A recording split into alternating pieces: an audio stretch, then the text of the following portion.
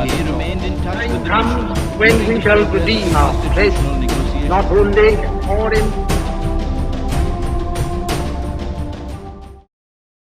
सभी विद्यार्थियों का कौटिल्य एकेडमी के इस ऑनलाइन प्लेटफॉर्म पर स्वागत है। मेरा नाम हरीश कुमार मौर्य है।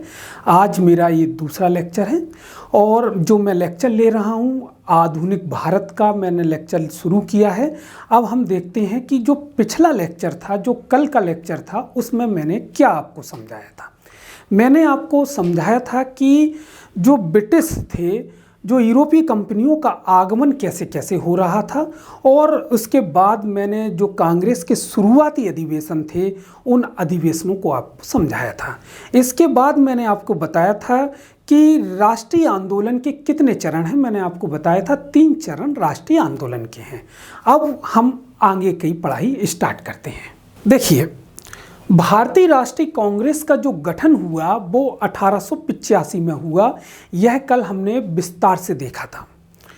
1885 से लेके 1905, मेरा ये कहना है कि भारतीय राष्ट्रीय कांग्रेस को कुछ आंदोलन खड़ा करने के लिए कोई मौका ही नहीं मिला।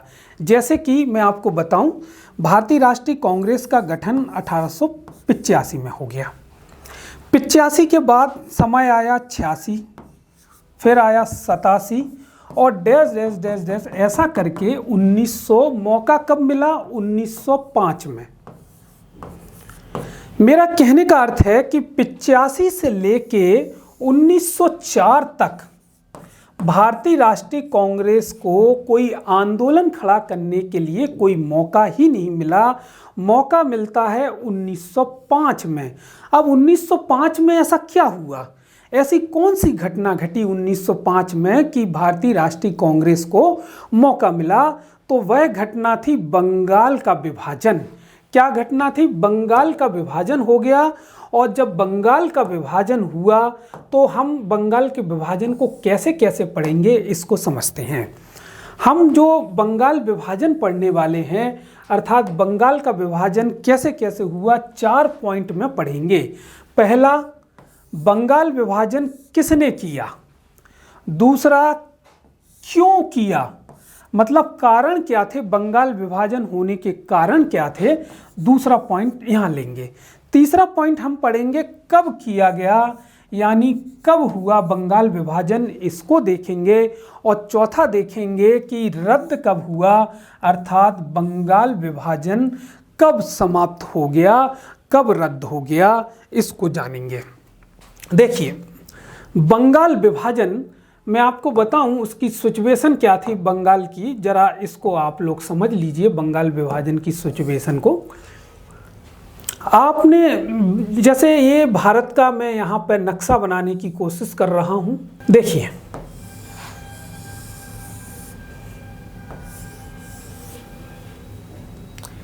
यहाँ पर आप सपोज कीजिए ये वाला एरिया बंगाल का एरिया था।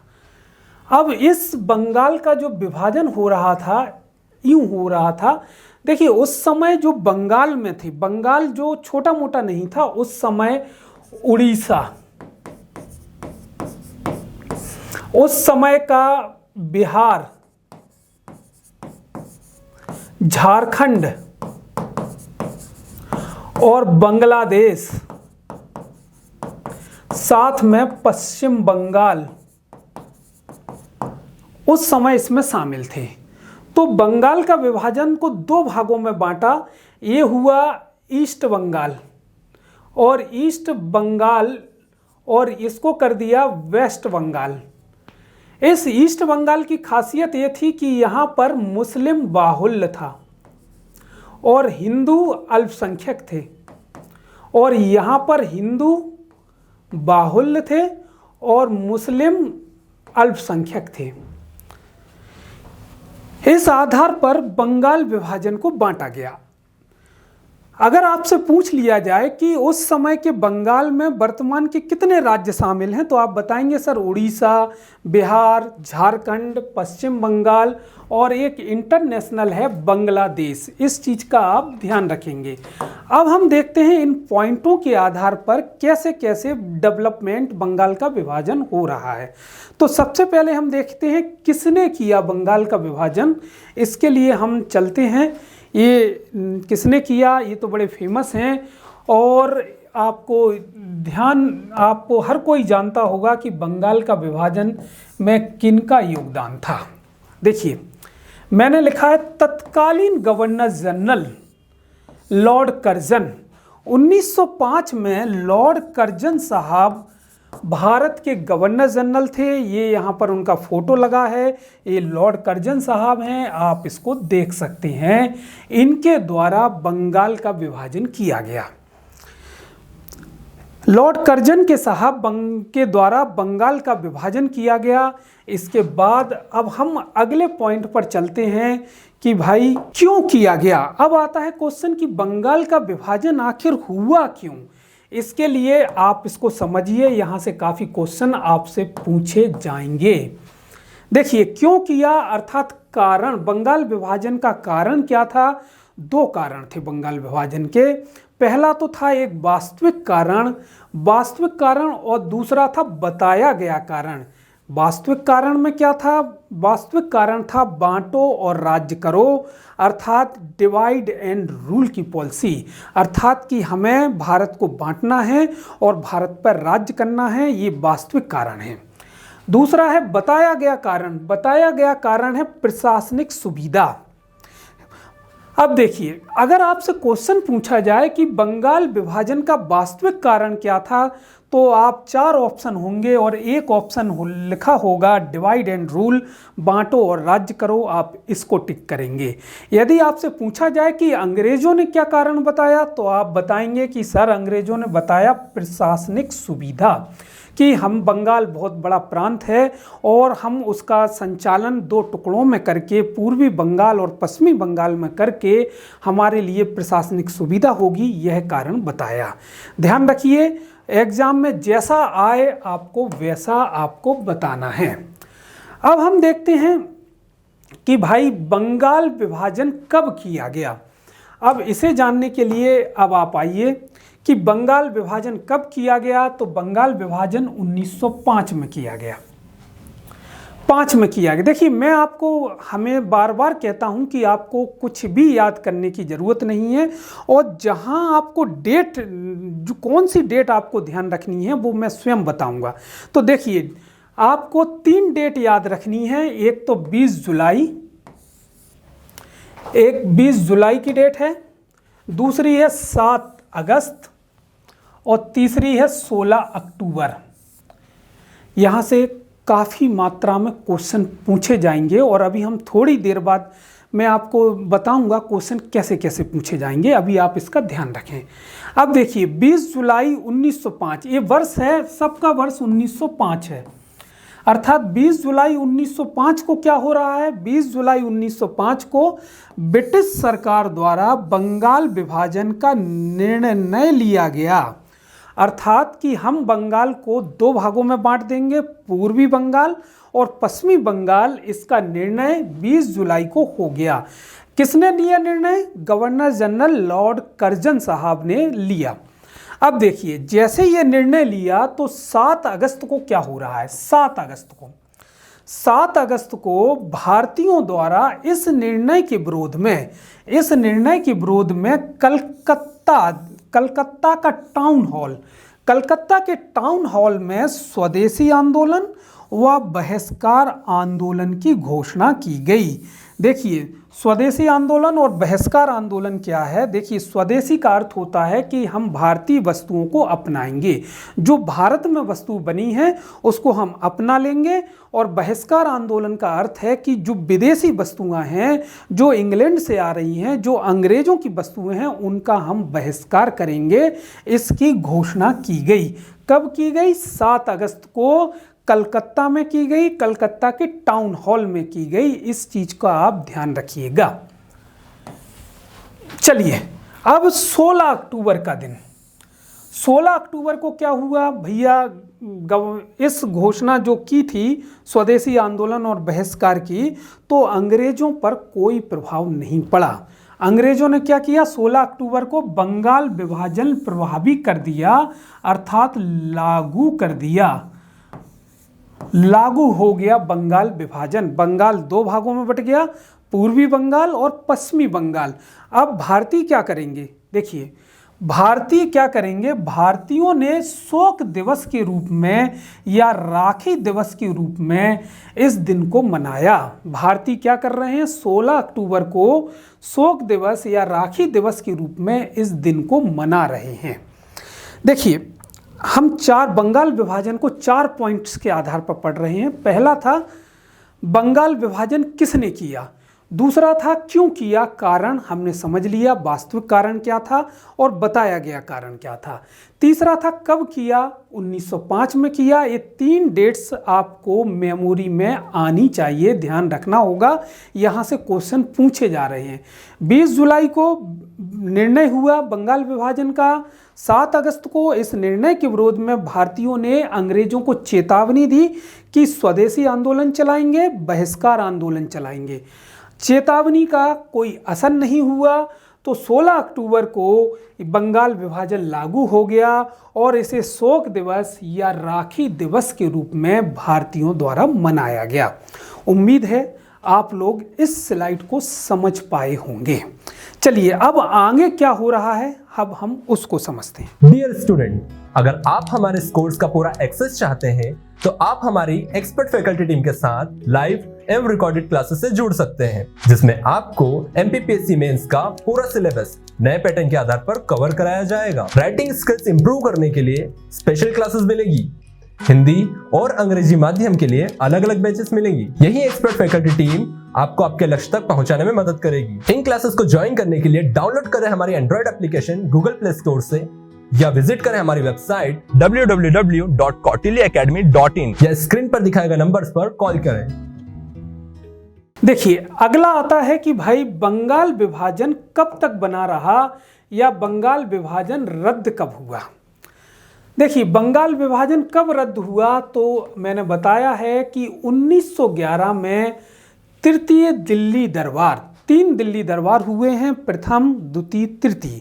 यहाँ तृतीय दिल्ली दरबार में बंगाल विभाजन रद्द हो गया, अर्थात बंगाल का विभाजन जो था, जो पूर्वी बंगाल और पश्चिमी बंगाल फिर से एक हो गए, अर्थात बंगाल विभाजन हटा दिया गया और यह तृतीय दिल्ली दरबार में हुआ।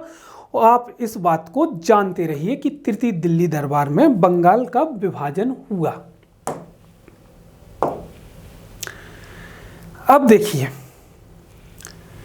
एक क्रांतिकारी आंदोलन और राष्ट्रीय आंदोलन का निष्क्रिय चरण।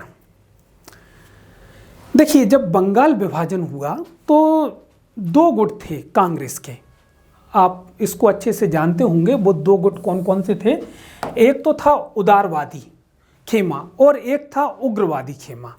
अब देखिए दोनों खेमे में क्या समस्या आ रही थी। दोनों खेमा क्या कर रहा था, यह कह रहा था उदारवादी खेमा कि भाई अगर बंगाल का विभाजन हो रहा है, मैं क्या बता रहा हूं कि अगर बंगाल का विभाजन हो रहा है तो हम इसका जो प्रचार प्रसार करेंगे, इसका विरोध करेंगे, वो बंगाल तक सीमित रखेंगे। मैंने आपको बताया कि जो उदारवादी लोग थे,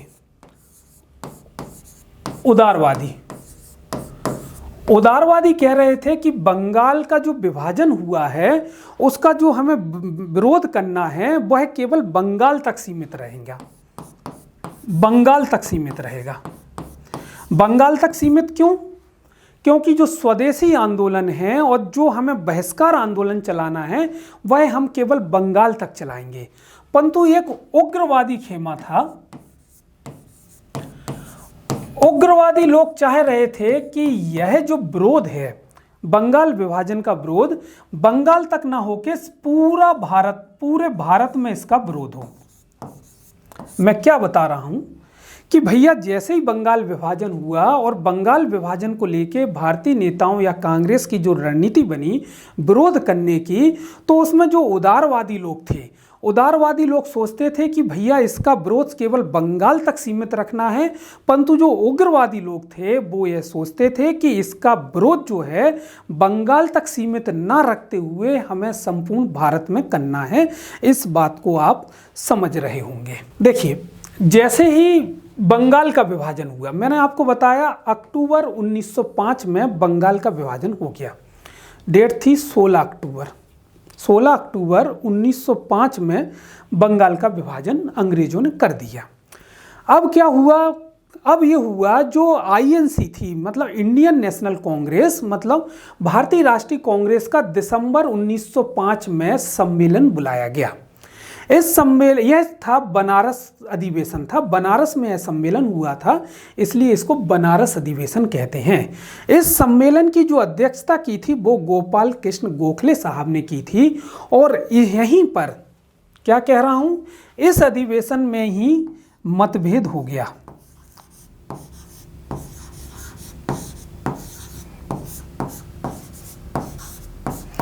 मतभेद किन किन के बीच हो गया? मतभेद हो गया उदारवादी और उग्रवादियों के बीच मतभेद हो गया। अब यह मतभेद तो शुरू हो गया। अगले साल, अगले वर्ष फिर कांग्रेस का सम्मेलन हुआ। यह 1906 में हुआ और यह कलकत्ता में हुआ। कांग्रेस का सम्मेलन कलकत्ता में हुआ और इसके अध्यक्ष बनाए गए दादा भाई नौरोजी। जो कांग्रेस का सम्मेलन 1906 में हुआ, इसके एक साल बाद अध्यक्ष कौन बनाए गए? दादा भाई नौरोजी। यहाँ क्या हुआ? यहाँ उग्रवादी और उदारवादियों में मतभेद जो यहाँ पैदा हो गया था, यहाँ बढ़ गया और मात्रा में बढ़ गया। तो आप बताएंगे कि सर 1905 में मतभेद हो गया, 1906 में बढ़ गया। मतलब मतभेद इतना बढ़ गया कि ये आपस में एक दूसरे को पसंद ही नहीं कर रहे थे। अब क्या हुआ? 1906 के बाद 1907 में कांग्रेस का सूरत अधिवेशन होता है। सूरत, शायद ऐसे लिखा जाएगा, सूरत अधिवेशन होता है कांग्रेस का। और इस कांग्रेस का जो सूरत अधिवेशन होता है उसके अध्यक्ष कौन है? रास बिहारी घोष या बोस? आप लोगों को बताना है, रास बिहारी घोष है या बोस। अब चूंकि ऑनलाइन प्लेटफॉर्म है तो मैं ही बता देता हूं कि भैया हमेशा यहाँ एक कन्फ्यूज़न आएगा। कन्फ्यूज़न ये आएगा, आपको ध्यान रखना है कि सूरत अधिवेशन के अध्यक्ष रास बिहारी घोष हैं, ना कि बोस। बोस नहीं है। और जब क्वेश्चन पूछा जाता है तो एक ऑप्शन रास बिहारी बोस का भी दिया जाता है। आप ध्यान रखेंगे, सूरत अधिवेशन के जो अध्यक्ष हैं रास बिहारी घोष हैं।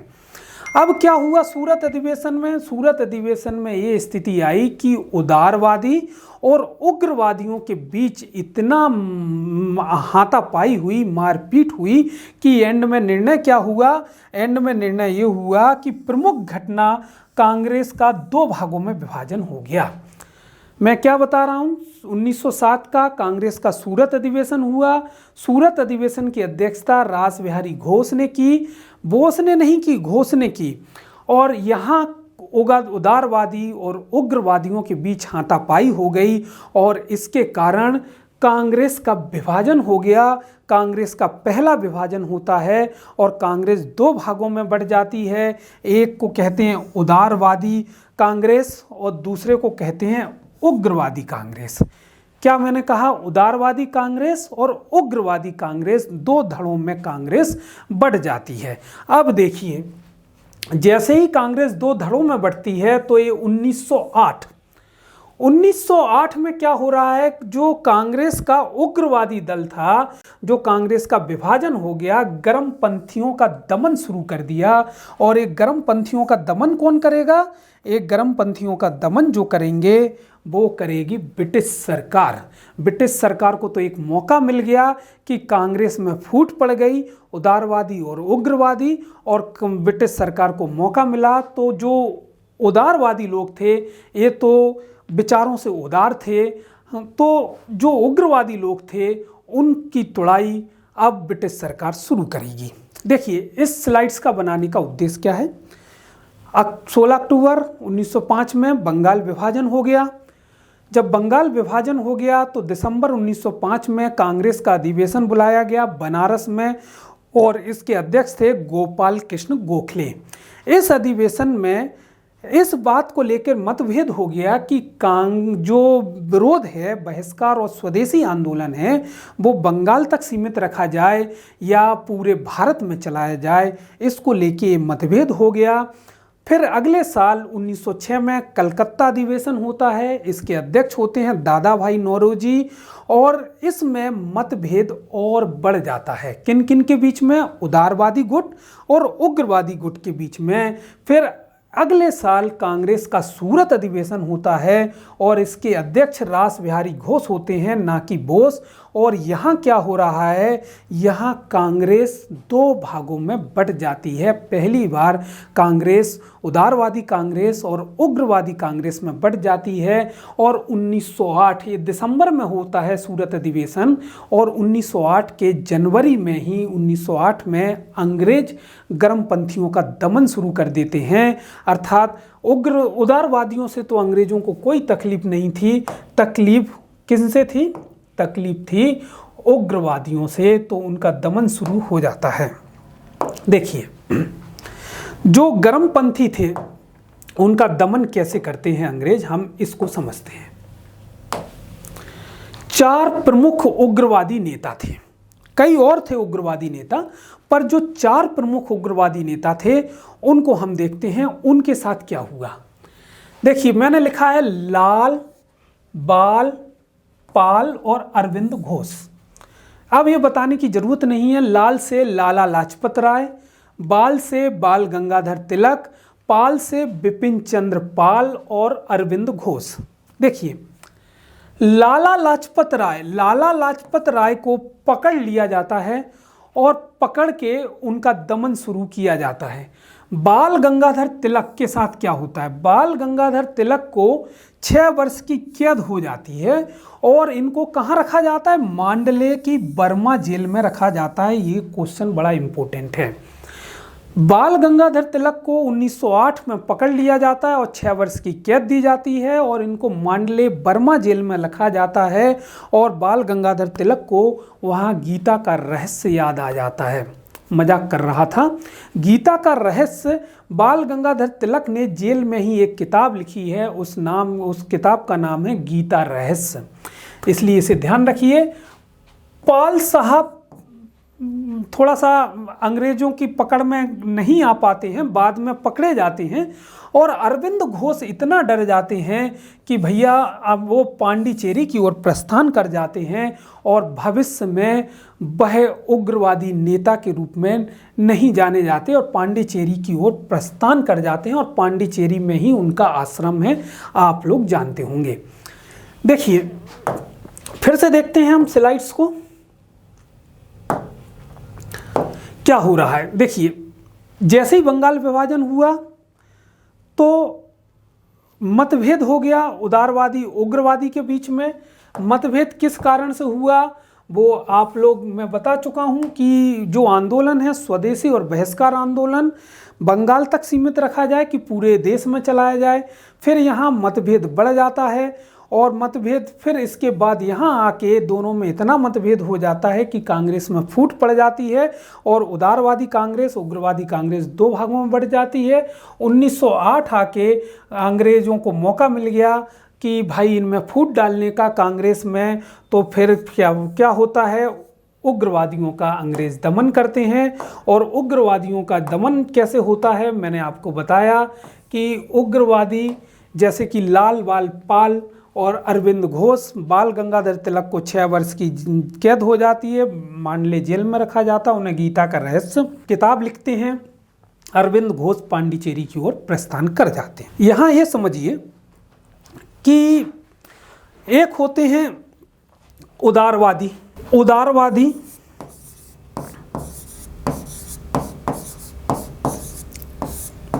दूसरे होते हैं उग्रवादी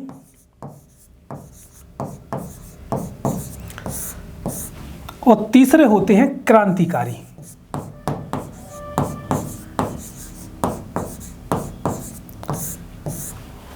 उदारवादी उग्रवादी, क्रांतिकारी, इन तीनों में क्या अंतर है? चूंकि यह यहाँ समझने के लिए आवश्यक है, हालांकि ये मेंस का क्वेश्चन है, फिर भी आप समझिए। अगर मैं आपसे कहूँ कि उदारवादियों के अस्त्र शस्त्र क्या होंगे, अस्त्र शस्त्र मतलब ये मत समझिए कि लड़ने झगड़ने लगेंगे।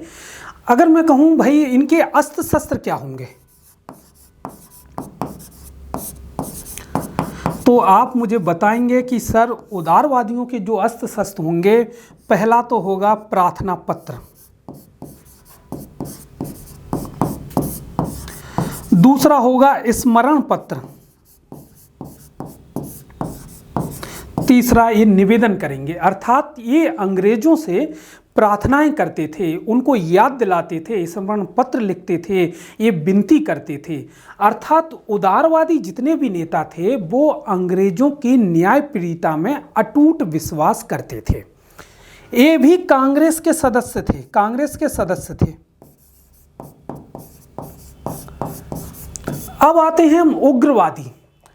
देखिए उग्रवादी क्या है, अगर मैं पूछूं कि उग्रवादी के अस्त्र शस्त्र क्या होंगे तो बता पाएंगे आप लोग?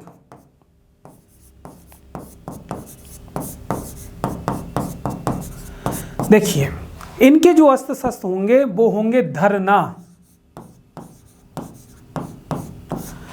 प्रदर्शन, हड़ताल। ये धरना देंगे, प्रदर्शन करेंगे, हड़ताल करेंगे। अंग्रेजों की न्यायप्रियता में इनका विश्वास नहीं होगा। ये भी कांग्रेस के सदस्य हैं, ये भी कांग्रेस के सदस्य हैं। अब देखते हैं क्रांतिकारी, रेवोल्यूशनरी कौन है। अगर मैं पूछूं क्रांतिकारियों के अस्त्र शस्त्र क्या होंगे तो आप बता दो, बता पाएंगे? सिंपल सी बात है, बंदूक, पिस्टल, गोला बारूद, बंदूक, पिस्टल, गोला बारूद। अब मैं पूछूं क्या ये कांग्रेस के सदस्य होंगे? अब बताइए आप लोग, आप कैसे बताएंगे? एक कांग्रेस के सदस्य नहीं थे। क्रांतिकारी लोग कांग्रेस के सदस्य नहीं थे। यहां बताने का उद्देश्य सिर्फ इतना था कि उदारवादियों की क्या नीति थी, उग्रवादियों की क्या नीति थी। अब आगे आएंगे क्रांतिकारी, उनकी क्या नीति थी। अब मेरे ख्याल से आप लोग समझ चुके होंगे। एक बार क्वेश्चन पूछा गया था कि क्या क्रांतिकारी कांग्रेस के सदस्य थे, तो आप बता देंगे कि सर नहीं थे क्रांतिकारी कांग्रेस के सदस्य। चलिए अब हम आगे बढ़ते हैं। देखिए जब उदारवादियों की तुड़ाई शुरू की अंग्रेजों ने तो एक वैक्यूम आ गया भारत में, एक निष्क्रियता आ गई। निष्क्रियता कैसे आई कि भैया जो वो उदारवादी लोग थे, उदारवादी तो अंग्रेजों की न्यायप्रियता में विश्वास करते थे, उग्रवादियों को यहाँ से तोड़ दिया। अर्थात किसी को जेल में, कोई अरविंद घोष तो कहाँ चले गए, पांडिचेरी चले गए। इस तरह से उग्रवादियों का दमन कर दिया। तो क्या हुआ, राष्ट्रीय आंदोलन का निष्क्रिय चरण आ गया। और यह कब तक बना रहता है? यह प्रथम विश्व युद्ध 1418 से पहले व उसके दौरान रहता है। अब इसको समझने की कोशिश कीजिए। ये देखिए 1908 से 13, 1908 में क्या हुआ मैंने आपको बताया था। जो भी उग्रवादी नेता थे या गर्मपंथी नेता थे उनका दमन शुरू हुआ। दमन कैसे, किन किन का हुआ? लाला लाजपत राय, बाल से बाल गंगाधर तिलक, पाल से बिपिन चंद्र पाल और अरविंद घोष। इसके साथ और भी कई नेताओं का है, परंतु आप इनको जानते रहिएगा। अब क्या होता है 1913 से 1918 क्या हो रहा है कि 1908 से निष्क्रिय पड़े, यानी जो राष्ट्रीय आंदोलन निष्क्रिय हो गया था, कोई मूवमेंट नहीं हो रहा था। तो जब निष्क्रिय पड़े राष्ट्रीय आंदोलन में कुछ उभार दिखेगा। अब कहाँ दिखेगा उभार? भाई भारत में तो उग्रवादियों का दमन कर दिया, उनकी तुड़ाई शुरू कर दी। 1908 में जो निष्क्रिय हो गया था पुनः उभार आएगा तो कहाँ आएगा? विदेश में आएगा, उत्तर अमेरिका में, अफगानिस्तान में, भारत में। अब देखते हैं कि क्या हुआ, इन दिनों क्या हो रहा था, उत्तर अमेरिका, अफगानिस्तान, भारत में क्या स्थिति बन रही थी। तो मैं अब आपको ये समझाने का प्रयास कर रहा हूँ। देखिए, उत्तर अमेरिका का एक शहर है सैन फ्रांसिस्को।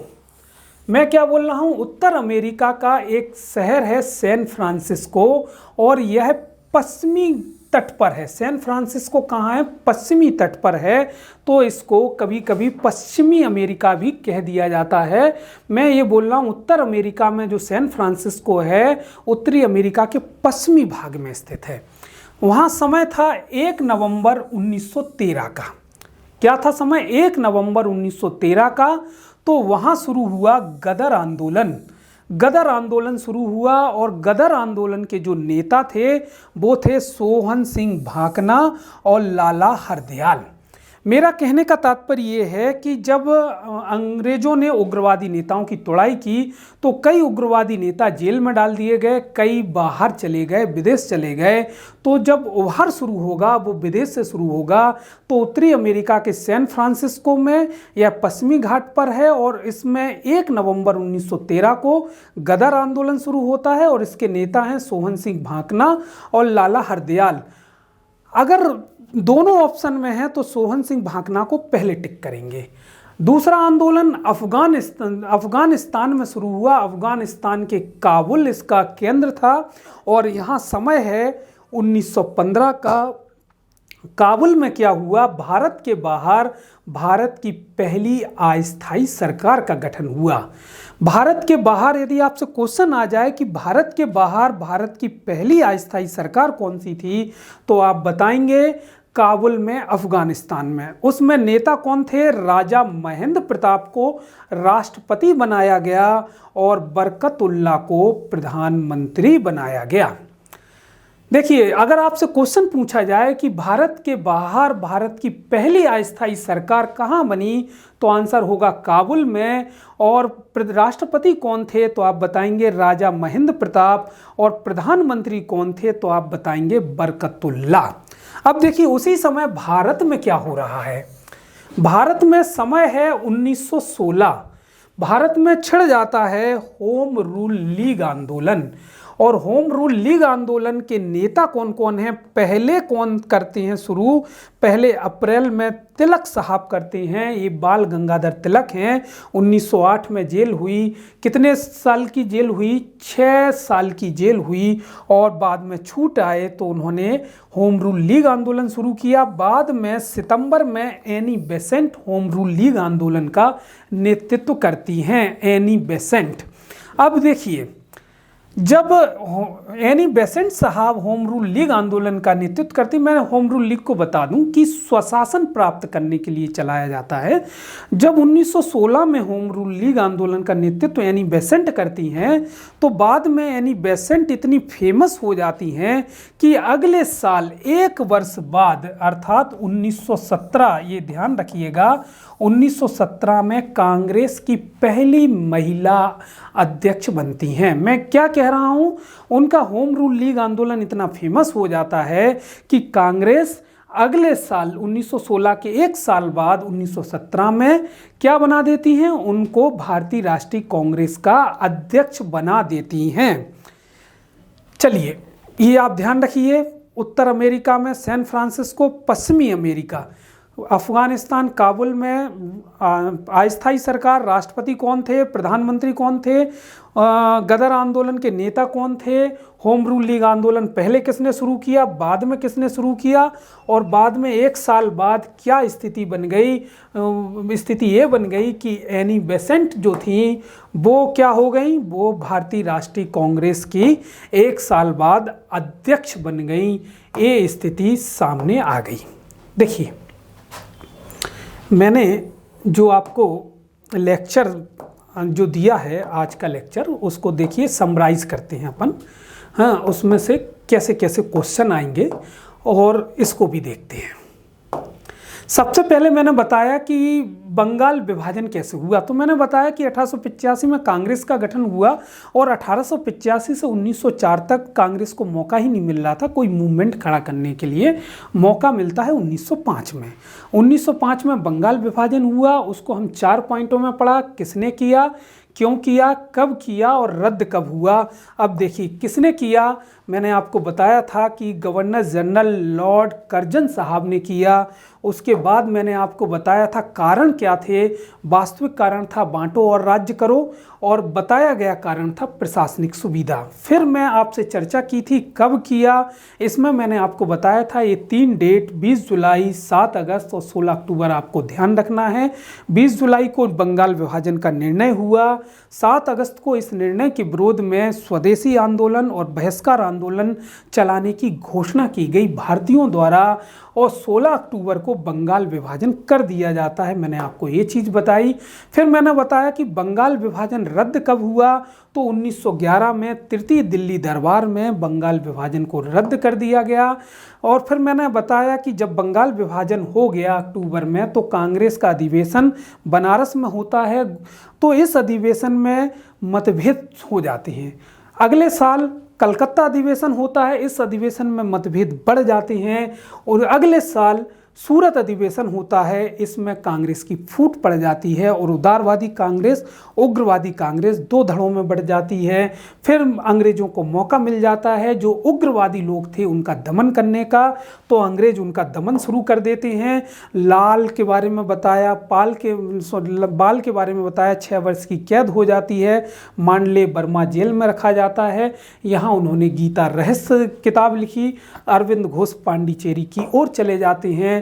जब यह वैक्यूम आ जाता है, जब उदारवादी तो अंग्रेजों की न्यायप्रियता में विश्वास करते हैं, उग्रवादी जब जेल में चले जाते हैं, विदेश चले जाते हैं, तब क्या होता है, तब राष्ट्रीय आंदोलन का यह निष्क्रिय चरण होता है, गर्मपंथियों का दमन होता है और उभार फिर से उभार दिखेगा राष्ट्रीय आंदोलन में। तो कहाँ कहाँ दिखता है, उत्तरी अमेरिका, अफगानिस्तान और भारत में। फिर मैंने बताया उत्तरी अमेरिका का जो सैन फ्रांसिस्को शहर है, और यह पश्चिमी तट पर स्थित है, उत्तरी अमेरिका के पश्चिमी भाग में स्थित है सैन फ्रांसिस्को। तो यहाँ पर एक आंदोलन होता है 1 नवंबर 1913 को, और आंदोलन गदर आंदोलन के नाम से जाना जाता है। इसके नेता सोहन सिंह भाकना, लाला हरदयाल होते हैं। फिर मैंने बताया अफगानिस्तान में काबुल में भारत की पहली अस्थायी सरकार का गठन होता है, और जो अस्थायी सरकार में राष्ट्रपति राजा महेंद्र प्रताप और प्रधानमंत्री बरकतुल्लाह को बनाया जाता है। फिर मैंने भारत में समय 1916 होम रूल लीग आंदोलन चल रहा था। इसमें 2 नेता थे, पहले तिलक ने अप्रैल में चलाया, बाद में सितंबर एनी बेसेंट ने चलाया।